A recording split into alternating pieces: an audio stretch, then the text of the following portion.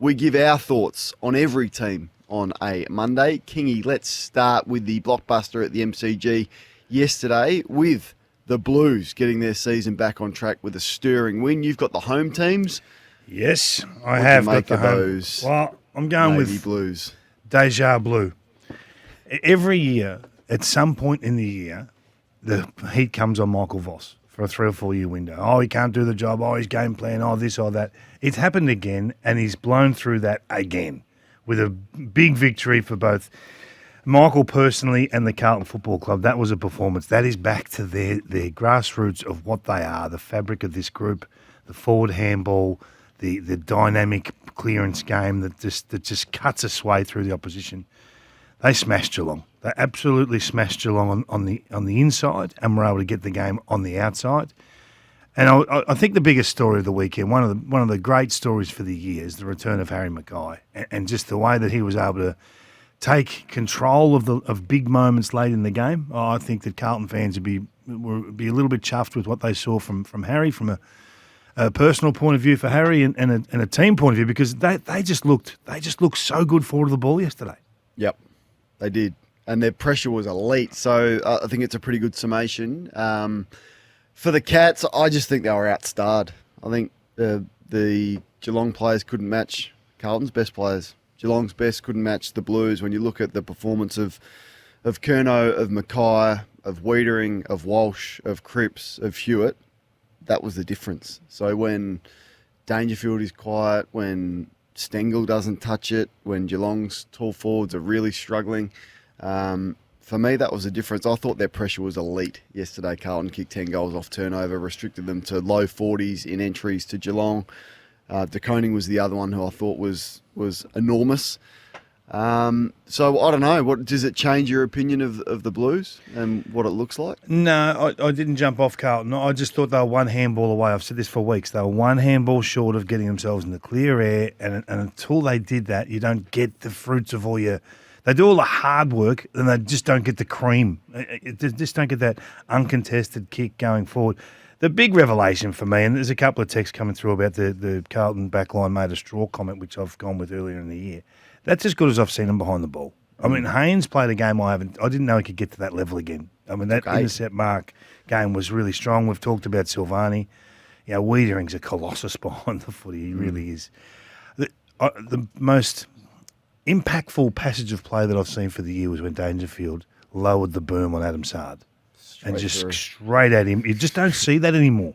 When was the last time you saw a player do that? Oh, probably Dangerfield 2 weeks ago. Just say, I'm coming straight at you. He's a freak. No one attacks the football harder, which is just, said this a couple of times, just a credit to him to still be doing that at that age. And you thought that, I think that was to Smith, kick the third goal in a row. They were coming hard. 10 points at that stage, and you thought, That's what I loved about the Carlton performance yesterday. Let's have a listen to be able to hold that and withstand that and maintain their composure. Michael Voss was pretty pleased after the game. You know, the numbers always tell a story, right? I just thought the Geelong scored 3 goals from turnover, 21 points, 3 goals. I mean, that would be in their bottom 4 or 5 performances for 10 years. That's just.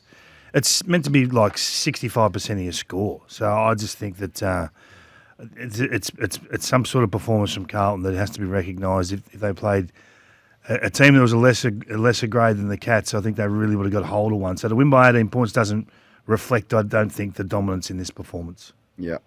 So for Geelong, who have they got next week? They have got Collingwood. They've got next week. That's a big game. Then the Giants. And for the Blues, who have won their last 3, they play Adelaide in Adelaide, St Kilda, Sydney, and the Giants. So, I mean, there's an opportunity there in the next month, but not going to be easy against Adelaide at home. Give us your thoughts on that as we move on to the Giants and the Bulldogs.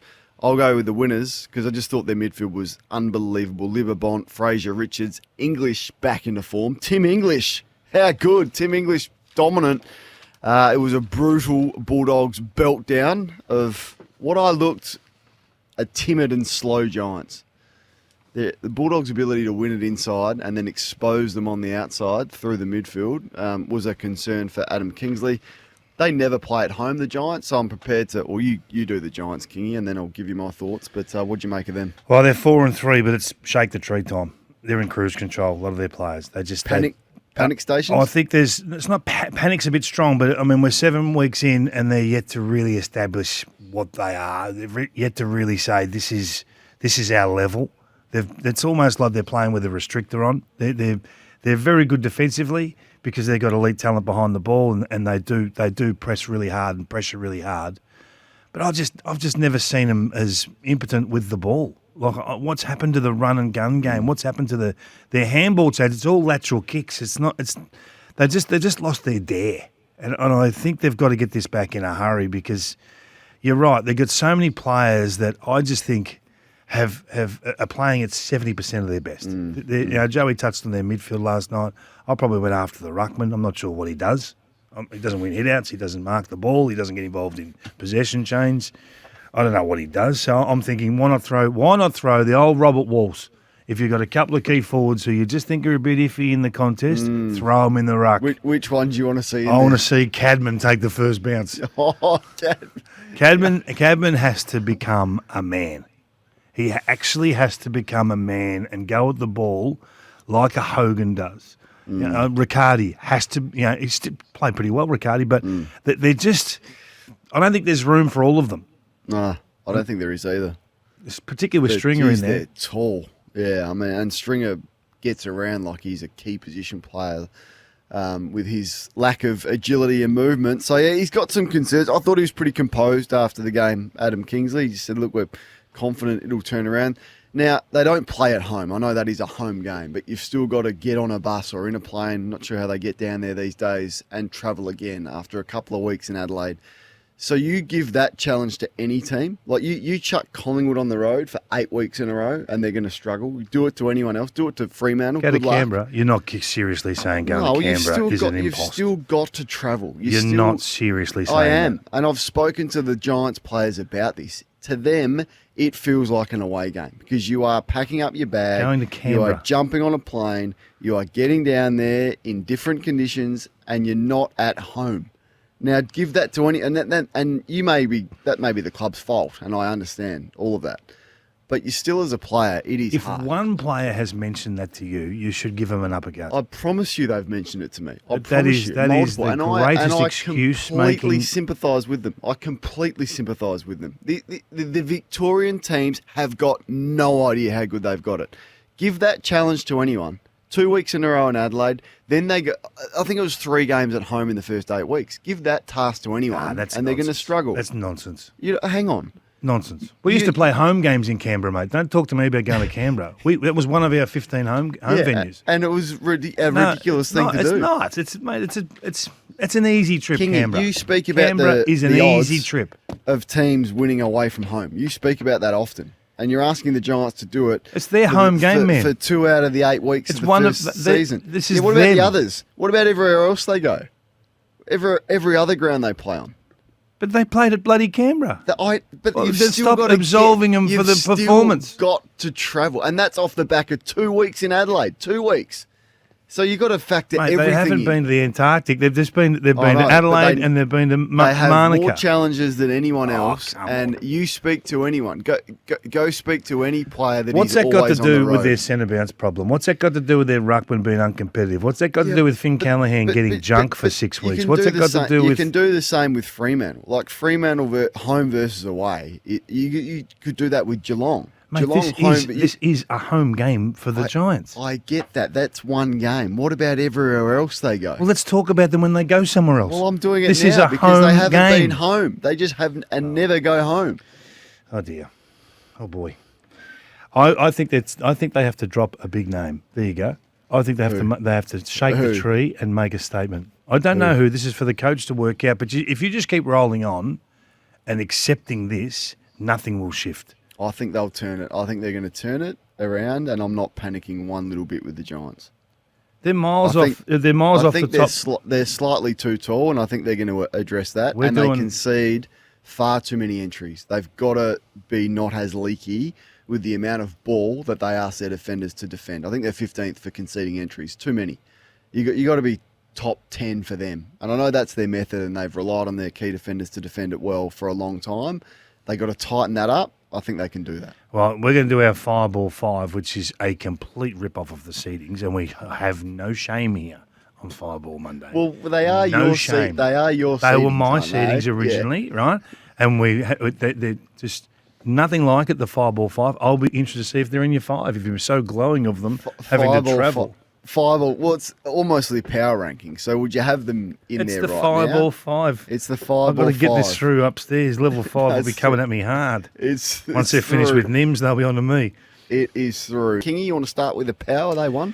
Yes, they did. They were very good. And I just marvel at the little man, Zach Butters. I mean, gee whiz. They'd be dry scones without Butters, I'm telling you, my friend. They are. I'm worried that if he leaves, they'll become very same with the rest of the competition. The more I see him, the more I feel like this would be like Chris Judd when he left the West Coast Eagles back in 07, when they had a 15-win year and the next year they had a 4-win year. Such was the hole and the vacuum that he left behind. I know we talk about the signings and the end of season really early, you know, what you need to do. And I know he's not out of contract till next year, but the heat comes with the pre-agents rather than when they are actually a free agent. So this signature is the most important thing in Port Adelaide right now. But it was a strong performance. It was a good game to watch, actually. Their last 3 since he has come back. So Hawthorn, Sydney and North Melbourne. If I was North, I would, and credit to them for really hanging in this game. And if some things had gone their way and Zerha and Larky had kicked accurately, they could have won this game of football. But I'd focus heavily on the first quarter. I mean, with the week that they had come off and then to turn up with an attitude where they couldn't get their hands on the footy, but not only that, they couldn't lay a glove on Port Adelaide. So minus 28 in disposals, minus 12 in tackles. And you mentioned Butters, like he probably laid 3 tackles in a minute at one stage there. Why after that week do you turn up with an attitude like that? That's what I would be focusing on. So that was, and then concede another 7 goals in a quarter. Now they only put on 7 for the rest of the game, Port Adelaide. That's the game right there in the first quarter. Their centre bounce stuff was a real concern, but I don't know. I don't know why you can turn up after the week before against the Blues and get smacked around in the first quarter like that would be what I would be looking at, Kingy. Yeah, look, I think the performance from if just to take the North Melbourne angle for a moment, I think it was much better. And this is all that the fans are screaming for, a red-hot go. And there's going to be windows in games where they're not good enough and can't compete with the better teams. And you're hoping that gap just narrows as we go further down the path. When Todd Vonnie comes out on Wednesday and says what he says, you need to back it up, and they did. And I think as a club it was a step forward.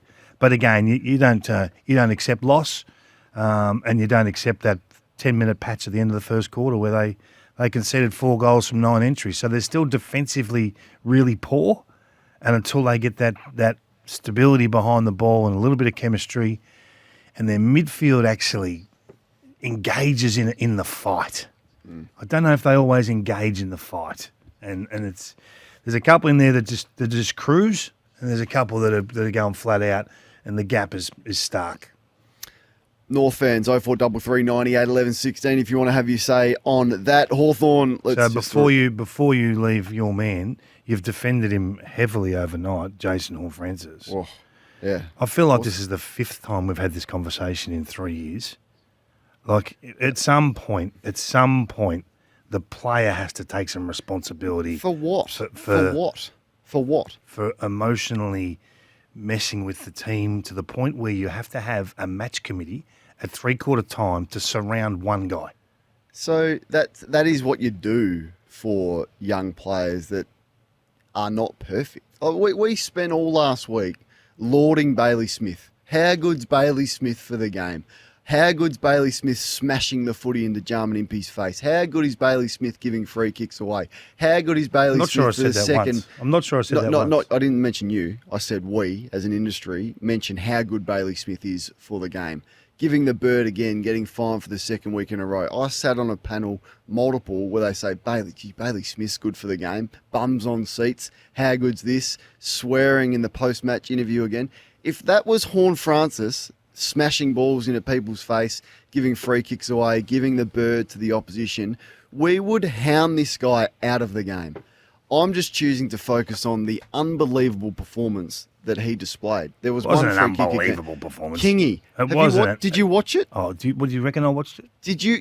How could you not say that if he doesn't play, they don't win? So we'll see the coaches' votes and whether Clarko gave him any. But if I'll go to best and fairest night. I guarantee you he's recognised. I think Butters will get more than Francis. Yeah, Butters was the best player on the ground. So, But there's 40 other three players. He was in the top 5. But we're not really. I'm not saying he can't play, right? No one's he saying was. Kane. Kane. Just you've brought this up though. You've got to look at how tough and courageous and how much he wants to win. Let's talk about that first. Awesome. Then, but we are able to chew gum and walk at the same time. would you agree with the Bailey Smith point? How I don't care about the Bailey Smith point. I'm not here to talk about Bailey. So We're here why to is there talk about double Jason. standards? So why is there double standards? Because I never said anything about Bailey. So why is there a double standard? The industry. I couldn't care less about the industry. Okay. I'm here to talk as Kane Corns and David King, right?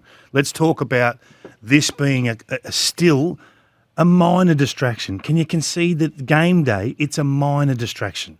I've been critical of his lack of defensive action I'm at not worried times, and I'm just saying I'm the first one to call it out if it's affecting the team's performance. If he doesn't play, they don't win. So I'm choosing to focus on what I thought was a very, very good game of football. And if Ken has to pull him in for 30 seconds at three-quarter time and calm him down, that's what coaching is about. What about Ken, Connor, Zach, Alir, whoever else was there? It's good leadership. That's what it's good leadership. Aren't we at a stage where we've got to step past this a little bit? Like at what stage does the investment get lost a little bit? Well, if you'd said the same about Toby Green when he was young, or if you said the same about Stevie J, when this happens from time to time with young players. Stevie J is a great example. So they actually sat him down, called him in, and read the riot act. That's what they did, and it's what Zach and Connor did. Read the riot act. Well, it looked like it. It looked like they said, "Come on, Stevie mate, put your J head got in." 6 weeks for what you're. Yeah, well, it was a bit different. He's jumping. Well, off. you brought him up, not me.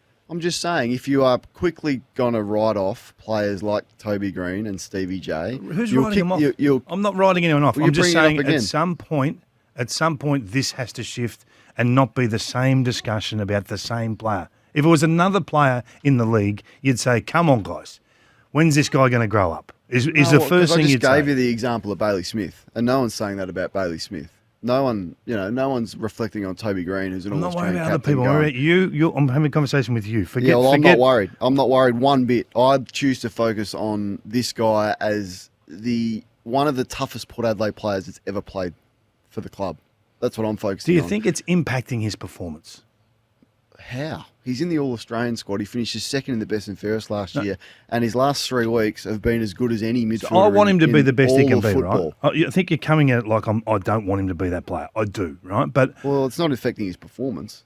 Oh, it has to. It has to. What do you mean? Because it affects the team when you give away a free kick and a 50-metre penalty. You can't say it doesn't affect the team.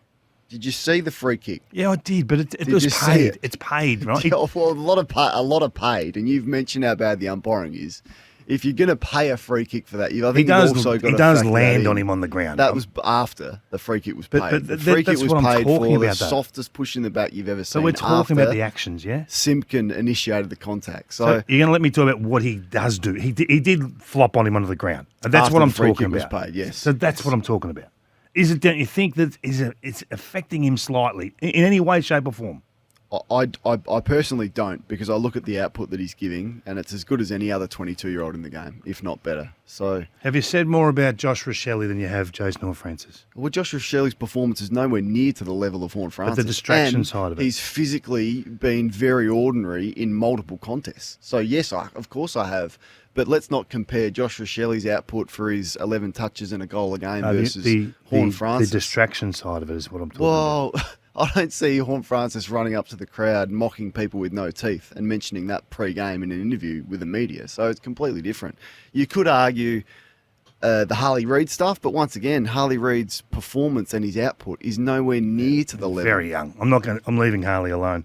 All right. So you don't see it's any concern at all, and you're happy to have this discussion 3 times a year. Yeah. Okay. I am. Provided. I think it's a blind spot for you. Provided that the output and the performance isn't being affected, which it's not. So you're treating him like a Jason Ackermanis.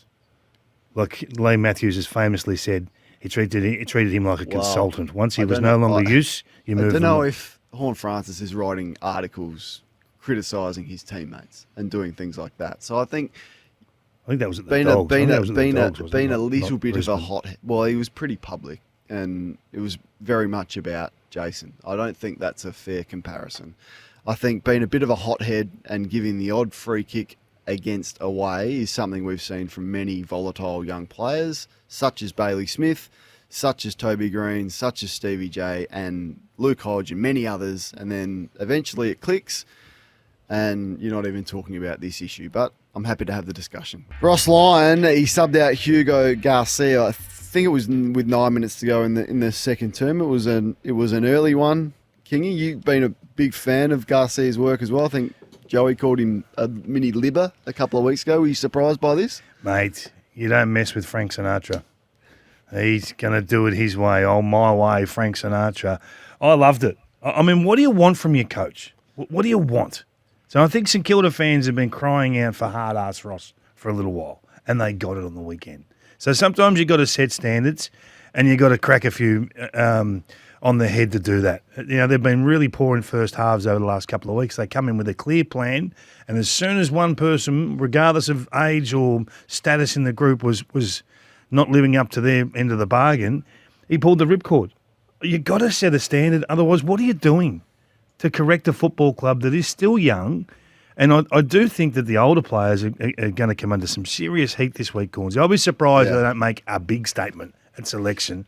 And I'm probably looking at the leadership group, if not the captain, to say, righto, are you absolutely doing everything to get this group over the line? Are you living your end of the bargain? Their handball game in the first quarter, I've never seen so many cough-up handballs in all my life. They look timid.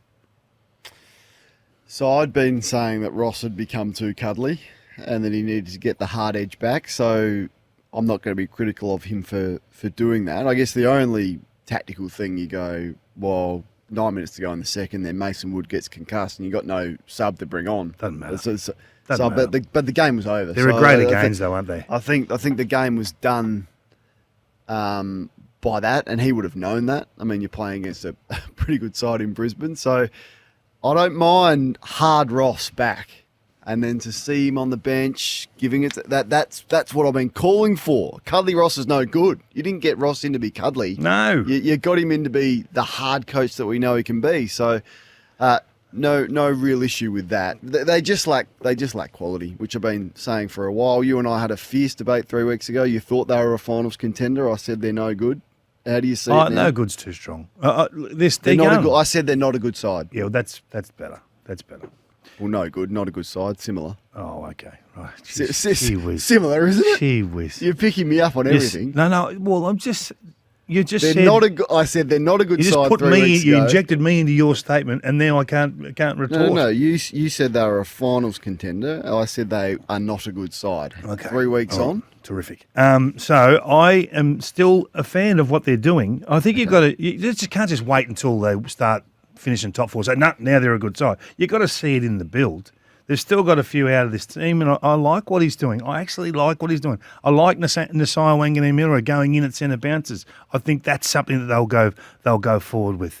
That they have not accepted what went on in the first quarter. I like that. I mean, I think most St Kilda fans would be the same. They're up against a pretty good side that belted them at clearance, plus 18 clearance. They kicked 10 goals, 7 from clearances. That's an unbelievable performance. And when you see what Lachie Neale did, yes, you have to question what the senior core bodies were doing of the St Kilda Footy Club around the action. So these are parts of the journey. They're not the finished product, Cornsey. That's why I'm a little bit softer on them than most and than you.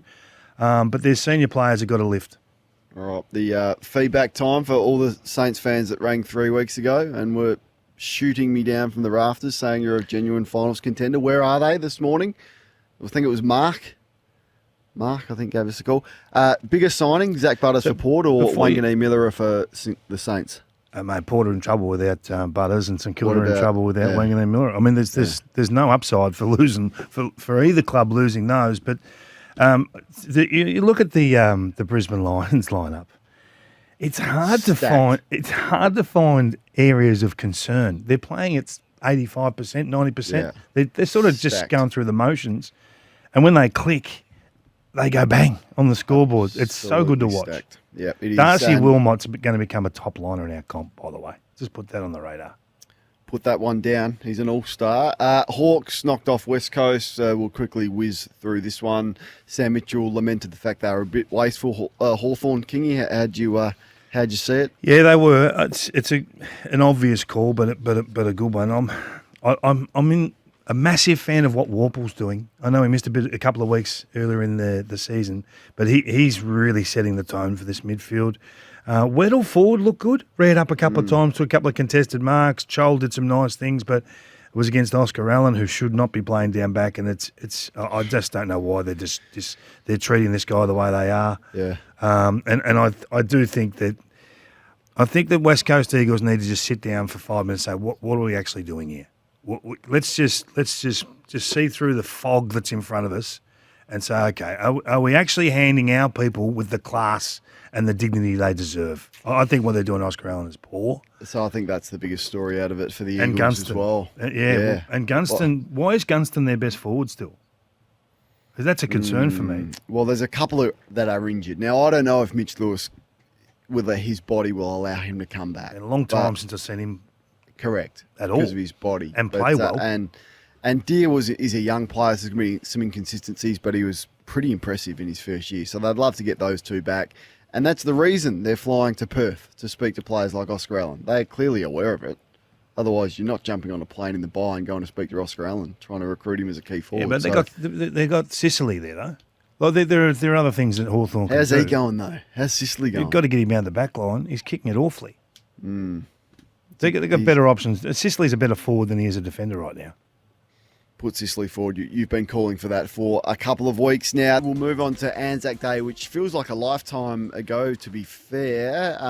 Collingwood just too good and are as good as any team in it right now. Our Fireball 5 is coming up shortly, Kingy, and I suspect the Magpies will be front and square for you, front and centre. Yeah, the autopilot pies. And I think it's a great thing when you can go for, call it 20 minutes or 30 minutes without much coaching or instruction and have the group just hum.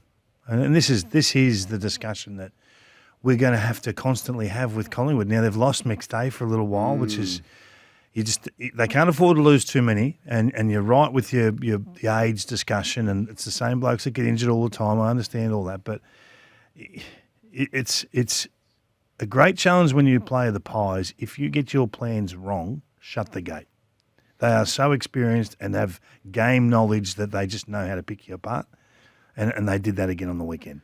We put on the radar on Friday Brad's comments around Nick and doing something I'm different. Paraphrasing here, different or unique with him. And we're sort of speculating on what it could be. And then to see him bob up on the edge of 50 with no one near him and kick the first goal of the game, I'm thinking, well, that's not different. Yeah. Oh, it's different, right? It's different. It's the first time I've seen him unattended at the top of 50. Leaving him alone. Now, he spoke after the game, just sort of clarified what he meant by that, and it was a fair bit of Durham and wanted to protect where he was winning the footy more so than the amount. But it didn't work. So you can go in with all the plans that you like. The players did clearly follow through with what the instruction was, or the instruction was wrong. So one thing you can't have is Nick getting uncontested footy, right? Because he's the best ball user in the game. So he's played 77 games of footy, Nick, and only twice has he had more uncontested possession in the attacking mid-zone area. So the top of 50 to the centre square, that's the launch zone where all the good players get their footy. He had 13 touches in there, 13 uncontested. 13. That's too many. That's way too many for a player. There it is, yes. He's lost a bit of confidence on the buttons. He's lost a little bit of confidence on the buttons this morning. He's back. So the plan with Durham was clearly thrown out into chaos when he went to a different role, whether it be half forward or half back. So whenever he does, this is Nick. This is the challenge of coaching against Nick. You've got to be ready for this. They throw him around everywhere. How can you not have a plan for that? Everywhere. Anyway, So, it was a great watch. It was a really fascinating game. Yeah. So The Pies are the team to beat. At the moment, Gold Coast and Sydney. So Sydney led by 29 points at the 21st minute mark of the second quarter and then trailed by 41 at the 13-minute mark of the third. They conceded 12 goals in a row. It speaks to a lack of any ability to halt momentum, lack of leadership. Thought their ball use was about as bad as you're going to see in the third quarter, and Jake Lloyd missing 50-metre passes with no pressure on him, kicking it to two Gold Coast opponents, go back and score. Roberts is supposed to be a good kick, just butchering the football. They're in free fall, Sydney Kingy. I think now it is panic stations for the Swans. This is a year where they had this a couple of years ago. It might have been 2019 or something, where they just went right down, finished bottom four, and then bounced back up. I think they can do that, but this is one of those years where you almost write it off, I reckon. Yeah, and it's hard to do when you're shifting a coaching structure and you're going to Dean Cox, first year coach, and then all the injuries hit. He's just been rocked and ravaged by injury. So he's been disarmed in a lot of ways, but they've simply got too much wrong. They got the McCartan thing wrong for weeks, fought themselves on that one. This is Heaney's role, right? In at centre bounds, push forward, you're their best forward. Wasting your time doing anything else. It took him a long time to correct that. He was awesome yesterday, early. The reason why they led by 29 points halfway through the second quarter was because of Isaac Heaney. He had 9 touches in the first quarter. I think 8 score involvement. So, 8 of his 9 led to scores. Yeah, he was. And Warner was better. Warner was looking like he was going to rip it apart for a brief moment there. So that's what he that does. Was the Warner. positive out that's of what it. he's doing at the moment. He's sort of tickling you without sort of really grabbing hold of you. And then you got Rowell and Anderson. They were tagged out of the game early, and you start to think, okay, this is game on here. They nearly broke him, Sydney. They nearly broke him. But you know what? The recruit, Rioli, now everyone says, pick 6 and pick 23 is way too much for this. They recruited 4 points yesterday. That is a bargain. I love what Rioli was able to do. He has 21 disposals. As a halfback flanker, he has 7 score involvements. That's the big number. And he kicks 2 goals. His ball use was extraordinary. And he just gives them an asset of class through the mid zone that they don't really have. I mean, Miller, when he gets it, yep, no worries. But Rioli's the only other one for me that steps through there and you know he's hitting a target. Pretty good performance from Kingy's Gold Coast Suns. Bounce back after a disappointment against Richmond. They play Brisbane at the Gabba this week, which is a huge game. But Fremantle took on Adelaide and knocked them off, Kingy. So I thought the Fremantle midfield exposed a vulnerability of Adelaide's, and when you look at Matt Crouch getting subbed out, when you look at Jordan Dawson not touching the footy in the last quarter, is there now an issue with a lack of depth and quality through Adelaide's midfield? And is that a query that will not go away? I don't think potent enough. I don't think Jordan Dawson's a full-time mid. I think he should be a bits and pieces mid that plays a little bit of flanker sort of action. I think he's a roll-up half forward. Do they have other options, though? Like if Rankin's not dominating, do they have enough depth through the midfield not to have the luxury not to put Dawson in there? Mate, Crouch is subbed out, no damage. They've never looked at Hinge in there. Why not? Look, this guy you're talking about, Jordan Dawson, is Mitch Hinge of 4 years ago. Michael Aney's the other one as well. I wouldn't mind them having a look at him. Have a look. Fremantle were terrific, by the way. They were good. I want to talk about them later in my agenda. Hey, before we let you go, Gabbo, we're going to do our Fireball 5. Kingy. Yes. So, how do you want to... Reading some of the texts are quite How do you want to explain the Fireball 5? Well, it's sort of like a previous model we used to call the seedings, except there's 5 instead of 4. I had to sort of diffuse and sort of shuffle and... Have you got Who's your 5? In order. Fireball 5. Who's your 5? Give us your 5. This is the 5 at the moment. In order. Controversial. From 5th to 1. Oh, okay. Reverse order then. Collingwood at 5. 5? Just nervous about the injuries that may pile up. Okay. I'm just holding on that. But Right.